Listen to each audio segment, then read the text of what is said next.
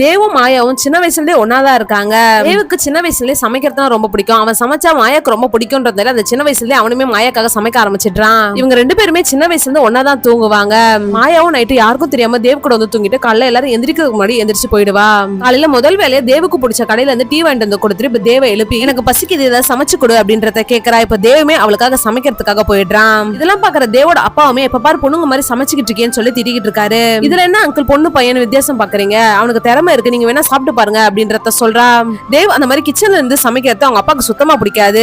எப்பவும் போல மாயா காலத்துல சீக்கிரம் இருந்துச்சு தேவோட அப்பாக்கு டீயும் சமோசா வாங்கிட்டு வந்து கொடுக்கறா. சமோசா சாப்பிடுற தேவோட அப்பா சமோசா நல்லா இருக்கே, நம்ம தெருமுனையில இருக்க கடையில வாங்கினியா அப்படின்றத கேக்குறாரு. இல்ல இது தேவ் தான் பண்ணா அப்படின்றத சொல்றா. அவனுக்கு சமையல திறமை இருக்கு அங்கிள், அவனை ஆசைப்பட்டுதான் பண்ண வைங்க, அவன் ரொம்ப ஹாப்பியா இருப்பான்னு சொல்லிட்டு இப்ப தேவுக்கு சப்போர்ட் பண்ணி பேசுறா. தேவுமே எப்பயும் போல மாயாக்காக சமைச்சு கொடுக்கறான். அப்ப அவங்க அப்பாவுமே வந்து நானும் டேஸ்ட் பண்ணட்டா அப்படின்றத கேக்குறாரு. அதை டேஸ்ட் பண்ணி பாக்குறவங்க அப்பாவுமே தான் புள்ள இவ்வளவு நல்லா சமைப்பான்றது அப்பதான் புரிய வருது.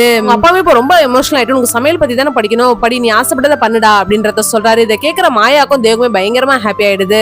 தேவும் மாயாவை இப்ப கொஞ்சம் கொஞ்சமா லவ் பண்ணவும் ஆரம்பிச்சிட்டான். எப்பவும் போல மாயாவும் தேவு கூட தூங்குறதுக்காக வரா. அப்ப தேவுமே அவன் லவ் பண்ற விஷயத்தை இப்ப சொல்லிடுறான். அப்படியே அன்னைக்கு நைட்டு அவங்க ரெண்டு பேருமே தூங்கிடுறாங்க. காலைல எப்பவும் போல மாயா எந்திரிச்சு டீ வாங்கறதுக்காக போயிடுறா. இந்த நேரத்தில் தேவோட அம்மாவுமே அங்க வந்து மாயாக்கு ஆயிடுச்சுன்ற விஷயத்த சொல்றாங்க. இதை கேட்கிற தேவுமே இப்ப பதறி போய் ஹாஸ்பிட்டல் போய் பாக்குறான். மாயா இறந்துட்டான்ற விஷயத்த சொல்றாங்க. இதை கேட்கிற தேவுக்குமே இப்ப ரொம்ப கஷ்டமாயிடுது. இறந்துட்டான்ற விஷயத்தை அக்செப்ட் பண்ணிக்க முடியாத தேவுமே இப்ப மாயா அவ கூடயே இருக்க மாதிரி இமேஜின் பண்ண ஆரம்பிச்சிடுறான். பாக்குற தேவோட அம்மா அப்பாக்குமே ரொம்ப கஷ்டமாயிடு. அதனால இப்ப டாக்டர் கிட்டயுமே கூட்டு போறாங்க. மாயா இருந்து 5 வருஷம் ஆகுமே தேவுக்கு மாயா இன்னும் அவ கூட இருக்க மாதிரி தான் இருக்கு. தாரா கிட்ட மாயா பத்தி எல்லா விஷயத்தையுமே சொல்லிட்டு இருப்பான். இப்ப தேவுமே இதெல்லாம் கேட்கறப்ப என்ன பைத்தியக்காரன் தானே நினைக்கிறேன் அப்படின்றத கேட்கறான். இது தாராவும் இல்ல இப்பதான் நீ பண்ற விஷயம் எல்லாம் எனக்கு புரியுது அப்படின்றத சொல்றா.